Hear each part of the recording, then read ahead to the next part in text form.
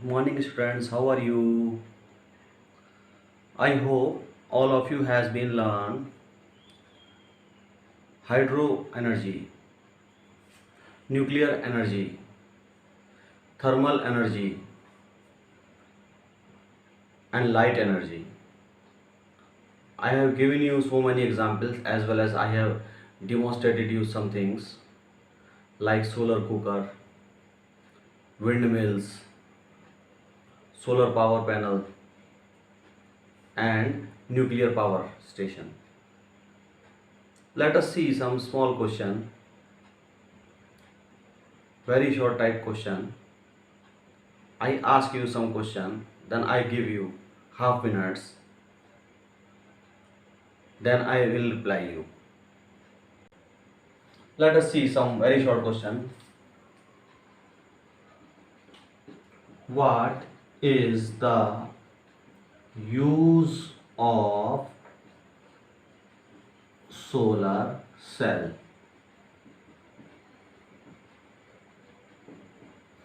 Can anybody tell me what is the use of solar cell? You just need to tell me which type of energy is convert into which type. Can you tell me? तो solar cell में one thing is confirm, light पड़ेगी इस पे cell के ऊपर, फिर finally वो battery charge होगी. It means light energy transform into electrical energy. Light energy transform into electrical energy.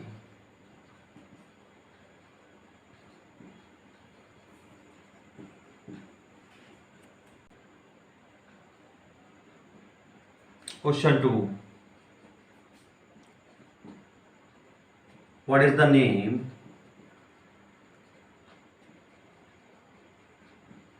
of electrical power station? Tell me. I have already teach you. मैं आपको पहले ही पढ़ा चुका हूँ ये चीज़ें. Number 1. Now you tell me. सोच के बताओ कि कौन कौन सा जो है इलेक्ट्रिकल पावर स्टेशन होता है. Number 1 hydro power station.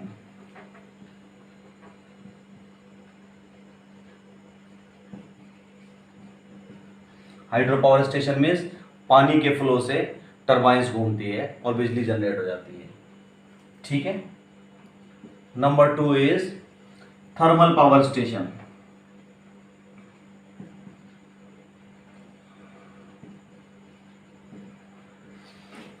तो have you seen somewhere hydro power station? बिल्कुल. You can C.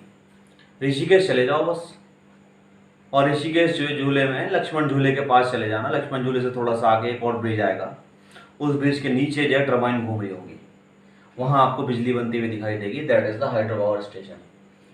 Somewhere have you scene thermal power station? कहीं आपने थर्मल पावर स्टेशन देखा है? अरे भाई दिल्ली गए हो? जब मेरठ से बाई ट्रेन आप दिल्ली जाते हो तो रास्ते में राइट हैंड साइड पर एक स्टेशन पड़ता है, थर्मल पावर स्टेशन. वहाँ पूरी की पूरी एक रेलगाड़ी जो है कोयला भर के जाती है. ठीक है. और वहाँ कोयले से कोल से इलेक्ट्रिसिटी जनरेट करी जाती है. Number 3 nuclear power station.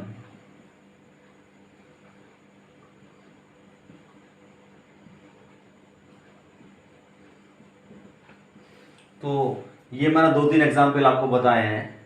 आपको बताना है न्यूक्लियर पावर स्टेशन कहाँ कहाँ है available. Okay. Question. Right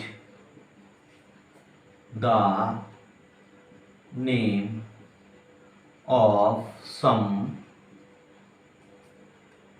non-renewable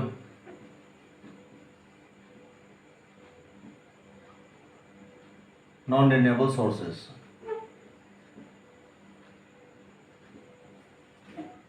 Of energy.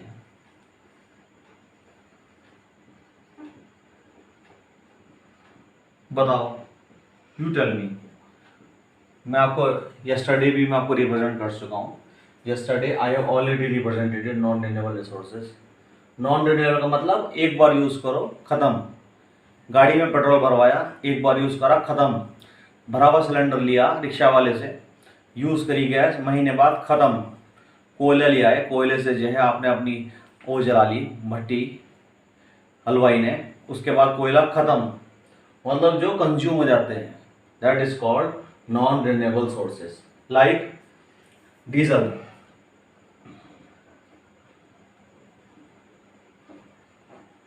Petrol, coal, kerosene oil. और बताओ मेरे को, ठीक है? तो आपको जो होमवर्क है और बताना है कौन कौन से हैं। ओके,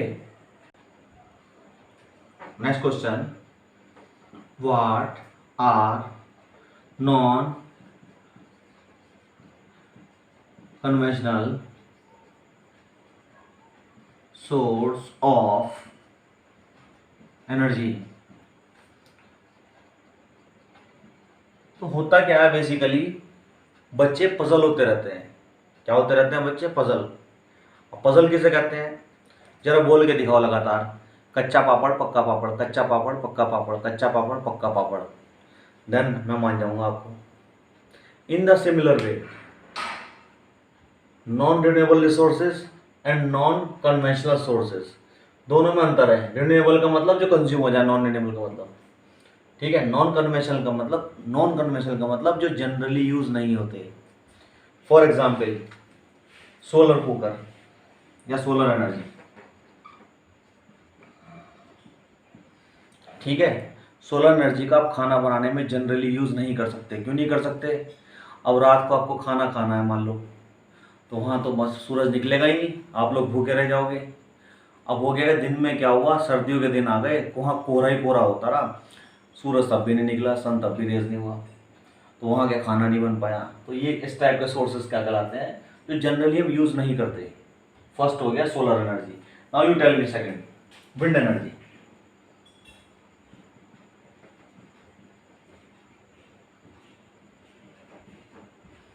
विंड एनर्जी क्या है कि विंड मिल्स आपने देखी हैं, जो मैंने बताया था राजस्थान के जैसलमेर में पाई जाती हैं, जहाँ से इलेक्ट्रिसिटी जनरेट कर सकते हैं उन विंड मिल से, या हम उसको अपने मैकेनिकल वर्क में यूज़ कर सकते हैं, चक्की वक्की का आटा वगैरह में।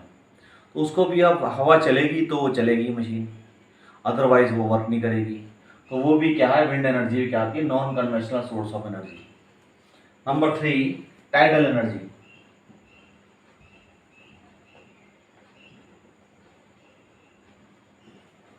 टाइडल एनर्जी क्या है, आपको बताना है। यू टेल मी कि टाइडल एनर्जी कौन सी एनर्जी होती है। मैं आपको बस थोड़ा सा हिंट दे देता हूँ। समुद्र के पास पास कुछ जो है हवा चलती है, ठीक है, उसके कारण कुछ हो रहा है, ठीक है? आप बताओगे ये मेरे को, what is the tidal energy, ठीक है? That is your homework.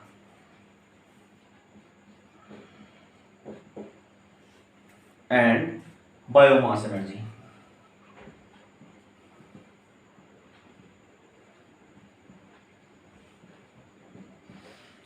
Biomass energy के लिए आपको क्या चाहिए होगा, डंग केक, ठीक है, और वेस्टेज चाहिए होंगे, बायोलॉजिकल वेस्टेज चाहिए होंगे, वो आपको इजीली मिलेंगे नहीं।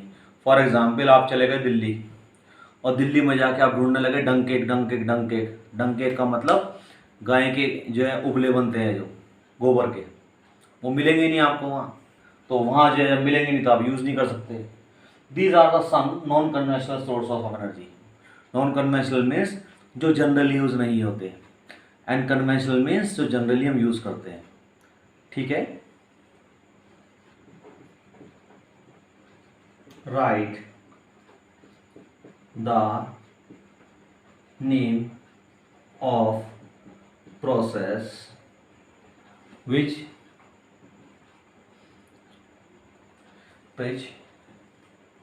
green plant in which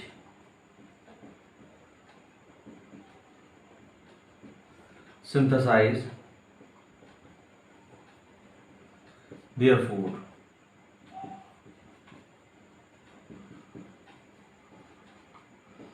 ये क्वेश्चन आप बताओगे जरूर, क्योंकि आप 7th क्लास में पढ़ के आए हो। व्हाट इज, जो हरे पेड़ पौधे हैं वो खाना बनाने में किस प्रोसेस का इस्तेमाल करते हैं?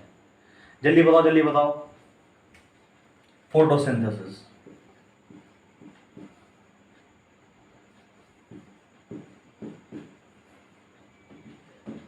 ठीक है, ये आपने पढ़ रखा है I hope.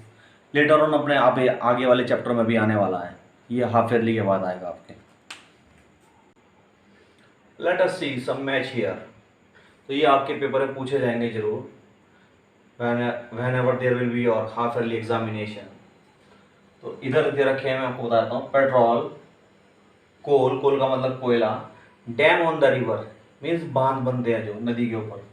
Diesel, air, uranium, इनके रेस्पेक्टिवली यहाँ दे रखे हैं। Thermal power station, hydro power station, bus, wind mill, nuclear power reactor and scooter. आपको मैच करना है। Let us see first petrol. अब पेट्रोल से थर्मल पावर स्टेशन तो चल नहीं सकता। थर्मल पावर स्टेशन मैंने बताया दिल्ली में मिलेगा, कोयले से चलेगा। हाइड्रो इलेक्ट्रिसिटी जनरेटर, ये भी पॉसिबल नहीं है, क्योंकि हाइड्रो का मतलब पानी, तो पानी वाली जो है कोई प्रोसेस पेट्रोल से रिलेटेड नहीं है। नंबर 3 बस, ये कुछ हद तक पॉसिबल है, लेकिन जब आप बस में जाके देखोगे जनरली वहाँ जो है पेट्रोल से नहीं चलती बस जनरली चलती है आपकी डीजल से। ठीक है। चौथा हो गया विंड मिल, तो पेट्रोल विंड मिल का कोई कनेक्शन नहीं है आपस में। 5 हो गए न्यूक्लियर पावर रिएक्टर। कहाँ पेट्रोल, कहाँ न्यूक्लियर पावर रिएक्टर, कहाँ राजा भोज, कहाँ गंगू तेली। न्यूक्लियर पावर रिएक्टर इतना सा यूरेनियम पूरे के पूरे कई जो है आधा किलोमीटर तक रेंज तक को उड़ा सकता है। एटम बम इसी का बनाया जाता है। ठीक है। स्कूटर, ये मैच कर रहा है। स्कूटर मोटरसाइकिल, पेट्रोल का कितना हो गया स्कूटर। अब आगे चलो कोल, कोल का मतलब कोयला।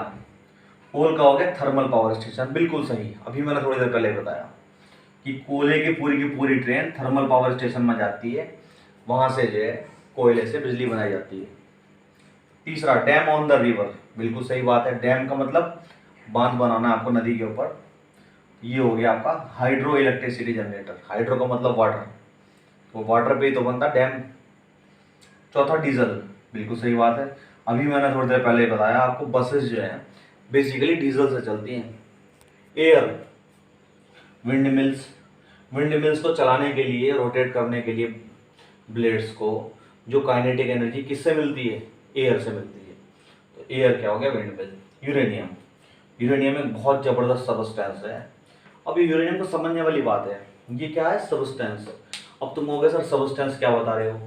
अरे लोहा जानते हो, एल्यूमिनियम जानते हो, लकड़ी जानते हो, पानी जानते हो, बर्फ जानते हो, ये सब क्या है? सबस्टेंस है।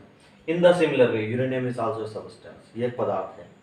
ये जो है इसको लेटर ऑन आप स्टडी में पढ़ोगे।